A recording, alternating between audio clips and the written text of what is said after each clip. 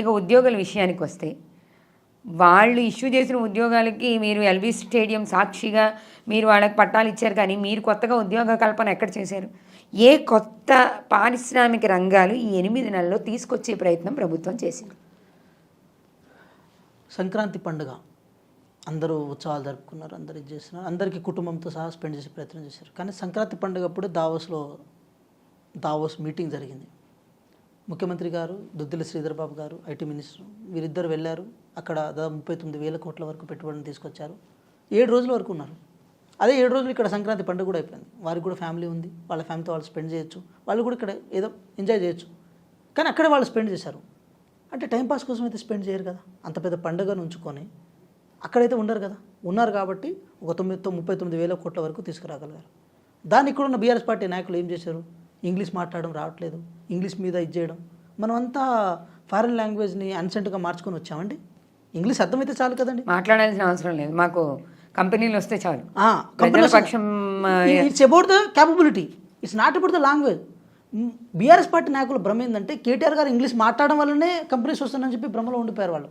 కానీ కేటీఆర్ గారు అంటే వాళ్ళు అడుగుతున్నారు, ఐటీ మినిస్టర్గా కేటీఆర్ని తప్పితే కాంగ్రెస్ ప్రభుత్వంలో ఇంకెవరిని కూడా, అంటే కేటీఆర్ గారికి ధీటుగా ఇంకొక వ్యక్తిని చూపించగలిగే స్థాయిలో కాంగ్రెస్ ప్రభుత్వం లేదు అని.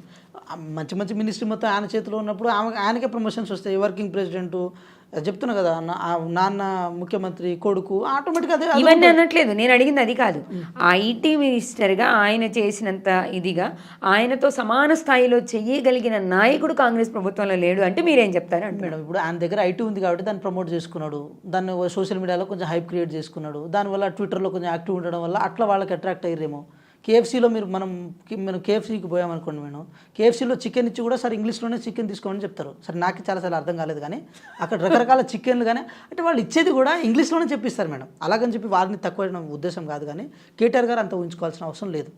పెట్టుబడుల విషయానికి వచ్చినప్పుడు, ఉద్యోగాల కల్పన విషయానికి వచ్చినప్పుడు, ఇప్పుడు మనకు ఏఐ సెంటర్, ఆర్టిఫిషియల్ ఇంటెలిజెన్స్ అనేది ఇప్పుడు భవిష్యత్తు ఉన్నది. ఇప్పుడు మనం ఫోన్ తీసినా కూడా మనం కనుక ఏదైనా ఒక వీడియో తీసినా అనుకోండి, దాని రిలేటెడ్ మొత్తం వచ్చేస్తుంది.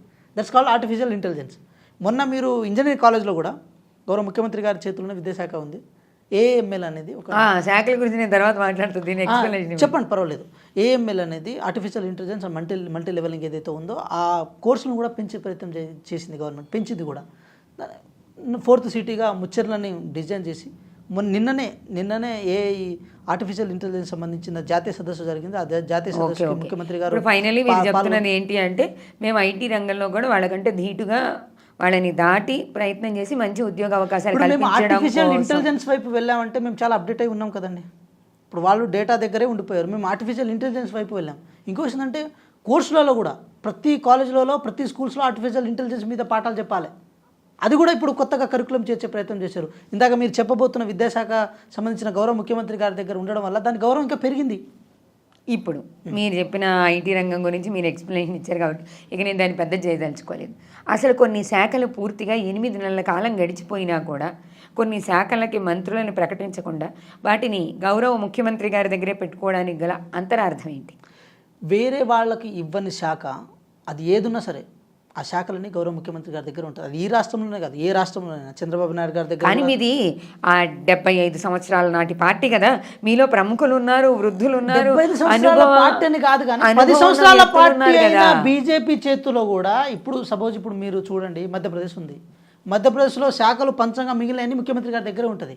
కానీ ఇక్కడ విషయం ఏంటంటే, కాంగ్రెస్ పార్టీ అధికారంలో వచ్చిన తర్వాత ఒక మంత్రివర్గ కూర్పు జరిగిన తర్వాత ఇంకో మంత్రివర్గ కూర్పు జరగాలంటే సామాజిక సమీకరణలు జరగాలి, దాంతోపాటు ఈక్వల్ రిప్రజెంటేషన్ ఉండాలి, జిల్లాల వారిగా రిప్రజెంటేషన్ చూస్తాం, ఆ జిల్లాల వారిగా రిప్రజెంటేషన్ ఎలా ఉండాలి అనేది మొత్తం చూసిన తర్వాతనే ఒక నిర్ణయం తీసుకునే ప్రయత్నం జరుగుతుంది.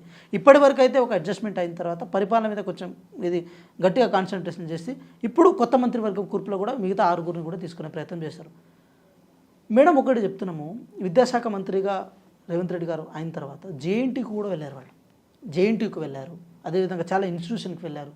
మీరు పాఠ్య పుస్తకాలు అందరికంటే ముందే వెళ్ళాయి, అదేవిధంగా పాఠశాలలకు ఇవ్వాల్సిన నిధులు అందరికంటే ముందే వెళ్ళాయి. ఈ సంవత్సరం విద్యాశాఖ అనేది చాలా గొప్పగా థ్రైవ్ అయింది. నేను ఒక ఉస్మాన్ యూనివర్సిటీ విద్యార్థి, అంటే ఆ దశ నుంచి వచ్చిన వాళ్ళు, అక్కడ మెస్సులు కానీ ఇంకేదైనా కానీ త్వరితగతిన అవి ఓపెన్ అవ్వడం జరిగింది.